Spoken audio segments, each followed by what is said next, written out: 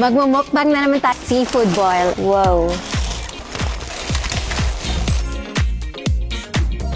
So, ito yung favorite namin dito sa LA. Boiling crab. Nagawa na namin to dati nung bata ka.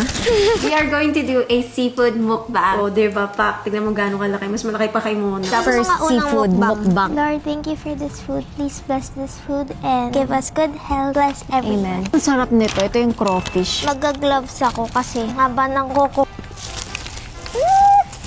Ang sarap.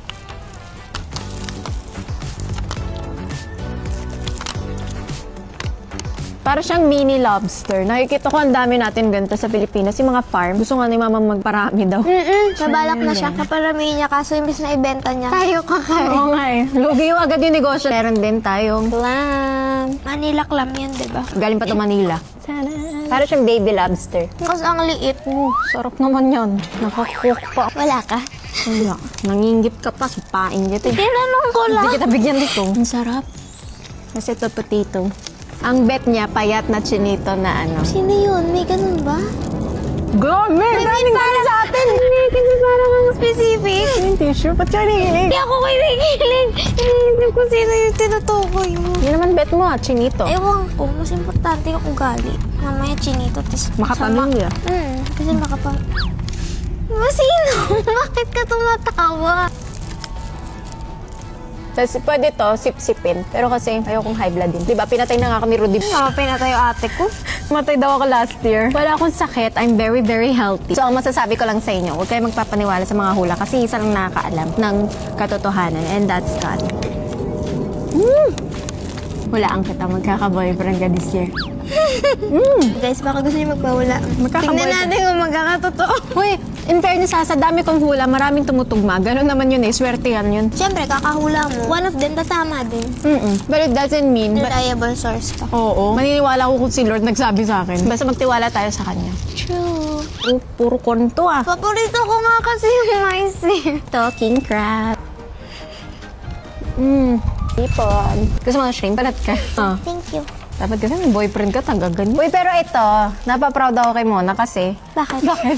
Ba't ka proud? Ang dami niyang friends ngayon. Yeah! Dati kasi, di ba, lagi niya sinasabi wala siyang friends. So, how do you feel na may friends ka na? I'm happy. Tsaka kasi, for me, mas importante yung quality. Marami na sila. Parang isang Madami batalyon na nga kayo sila. sa video eh. Hindi ba marami? I'm super grateful din sa kanila kasi mas na-experience ko ngayon yung labas-labas, yung kami, ganon. Beach. Yung experiences. Dami nagsasabi, peke daw puwet mo. Eh di dapat peke din puwet ko. King crab. Wow. Oh, thanks. Half tayo. Hindi na, sa'yo na. May friend ka na eh. Ganun ba yan? In fairness, yung mga friends yung mababait naman. Super na-appreciate ko sila. Mas maganda mamili ka ng friends, yung tunay na friends. Hindi kailangan ng marami kang friends. Ito na, King Crab. Cheers! Oh my gosh, para tayo mga bata ulit. Do you get deja vu? Where did she go? I swear wish I could go back to those. Anyways, uwi na ako. Alam mo, tama na yung bakasyon kasi kailangan ko na mag-taping ng Love is Never Gone, which is showing very, very soon. Sobrang ganda ng project na to. As in, isa to sa pinaka-memorable at sobrang thankful ako. Ano yung pinaka-memorable? Yung nag-shoot kami sa Morocco. With your crush? Uy, gago ka muna. Ikaw, sige, ganyan ka pa. Kamusta yung taping mo? I love it. Ang saya-saya namin. Parang family. Tapos araw-araw ako nandun. Oo, miss ko na nga siya. Umuwi ako 5 a.m., 6 a.m. Laging busy. Pero I'm so excited to watch. Sobrang galing na artista ni Joshua. Ayaw na. Bakit baka... Totoo talaga, magaling talaga siya. Totoo nga. Alam mo ko sinabi. Grabe, hindi siya yung normal na serye. Nagising-sin siya ng crush niya. Kinilig ka? Ayoko na. Namumula siya. Ayoko na. Ayoko na. Uy, wag.